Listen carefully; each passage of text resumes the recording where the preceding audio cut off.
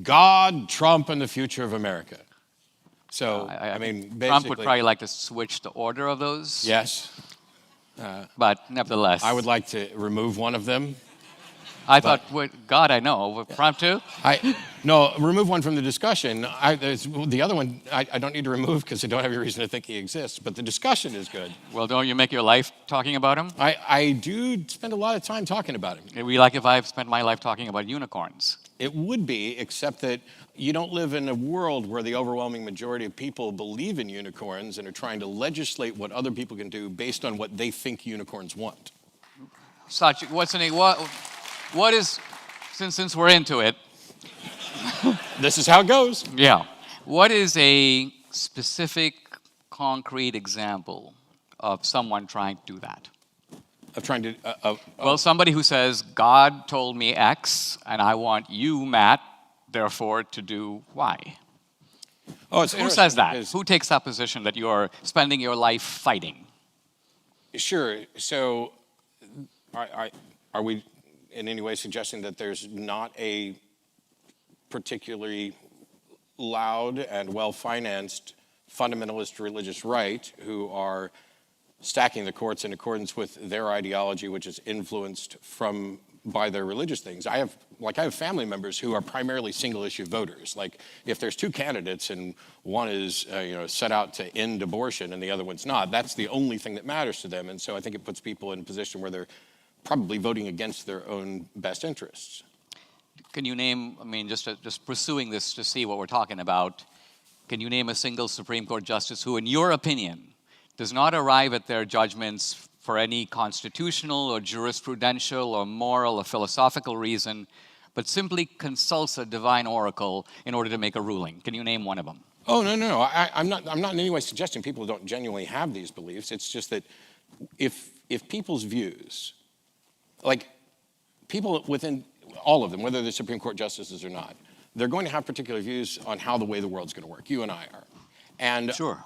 There are people, I have no idea if you're one of them, there are people whose view on how the world should work should be, everything should be working in accordance with my understanding of this deity. Well, let's take an example, because I think the discussion can become kind of airy if we don't pin it down. Okay. Let's talk about abortion. Sure. Okay. Did you know, for example, that Christopher Hitchens was pro-life? I know, for example, that Christopher Hitchens was not pro-life. Well, he was. So there's two different aspects of this.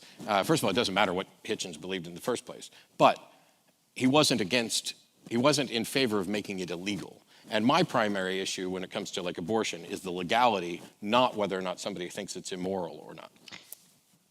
I interviewed Hitchens years ago for a magazine, and we talked about this issue. And he made what I thought was an interesting point coming from an atheist perspective, which was, he said, look, it's one thing if you say that you believe in Hindu reincarnation in which we have many different lives, or if you believe that there is a life to come in which if you happen to be terminated in the womb, you're going to go to life everlasting. He goes, I don't believe any of that. I believe we have one life. This is it. This is the only one. And so ultimately, it is the greatest value. And if you have a life that is coming into being and it's snuffed out, all its choices interrupted at the outset, he goes, you got to think before you do that, right? Now, let's leave the legality issue, because I think the abortion debate has become radicalized since Hitchens died. Whether Hitchens would have supported late-term abortion, we don't really know. But what I'm trying to say is that here's Hitchens. And I don't really care. You don't really care. But the point I'm trying to make is this. You're saying that religious people apply a worldview. And I'm saying you do too. Hitchens does too. All of us have a worldview. I'm not. I think I just said that like 3 minutes ago. The issue is whether or not. So if somebody's saying that their worldview is right because it comes from the divine, and there's no demonstration that A, there is anything divine, or that they have any good understanding of what the divine would want, then I would hope that we would agree that that is at least a fallacious appeal to an authority that can't be demonstrated. Well, but I would argue that first of all, none of us in America conducts a voting test in which when somebody comes into the booth and decides, for example, why do you want to have an abortion? Someone could say, because it's fun. Someone could say, because I think it's a form of birth control. Someone could say, in other words, what I'm trying to get at is we don't conduct a rational scrutiny test to make sure that people who vote about climate change, if someone says, I believe in climate change, I'm like, don't you own a house that's on the water? Yes, you do. Has that house gone down in value? No. Now, if is that the test for whether? No. What I'm trying to say Okay. is we don't subject people's political views to a scrutiny in which we ask, are there irrational? In what way? Well, let's say somebody says. I'm just trying to make sure I understand what you're saying. Well, you're saying that when it comes to religious believers, right? Right. There's a compartment that they have. Let's call it the divine compartment. For some of them, sure. Right. And so they appeal to this, from your point of view, irrational source. And they try to import that source into politics, which according to you is fallacious. They shouldn't be doing that. And I'm saying all kinds of people who are not religious say the wackiest things. But and that's have a the Tukokay fallacy. That's whataboutism. I would object to anybody doing things on behalf of irrational reasons. I'm just saying that So you would like to see our democratic process purified of the irrational. I would like to see our universe purified of the irrational. Okay, and how would you go about doing that? Education, by actually teaching people not only critical thinking, but logic and fallacies, so that instead of believing something when they don't have a good reason, they reserve belief until they do have a good reason. You shouldn't believe anything until the evidence actually supports it.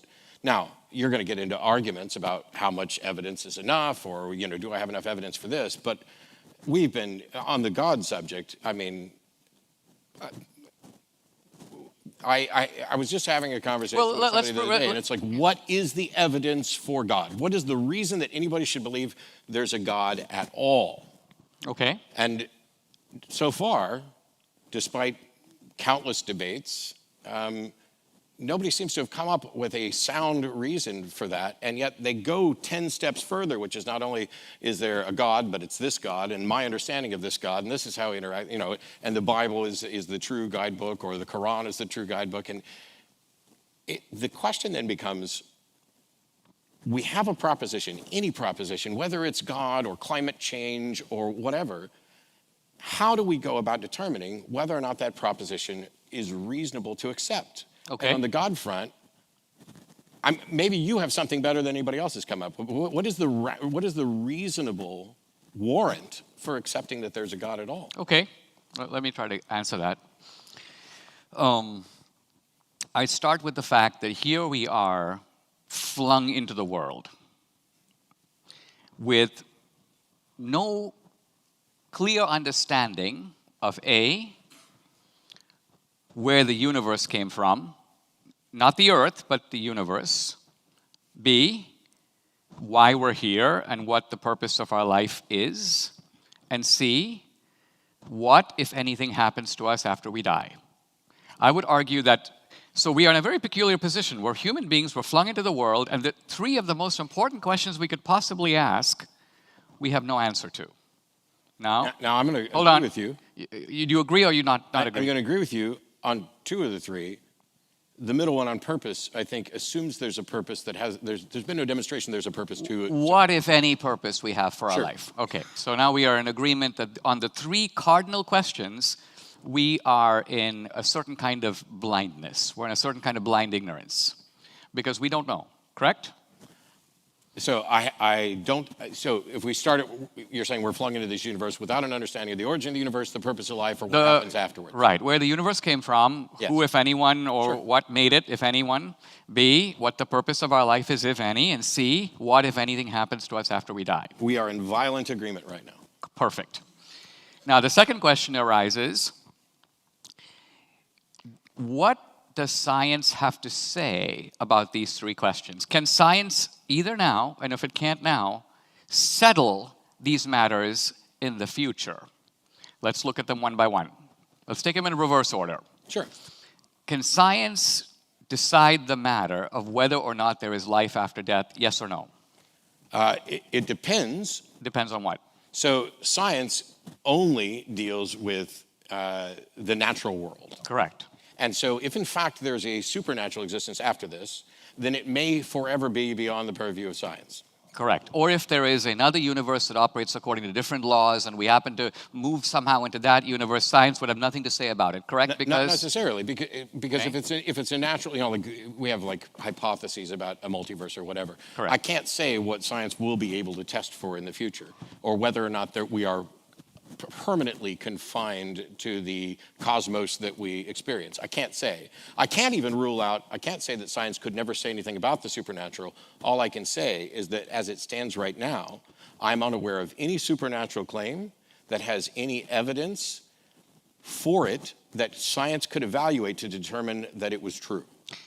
Right. Let's put it a little differently because I don't want to debate the detail here. I just want to look at the macro picture. And what I'm basically saying is Shakespeare said, I think correctly, death is the undiscovered country. No one has been to the other side of the curtain and essentially reported, given us empirical evidence one way or the other, correct?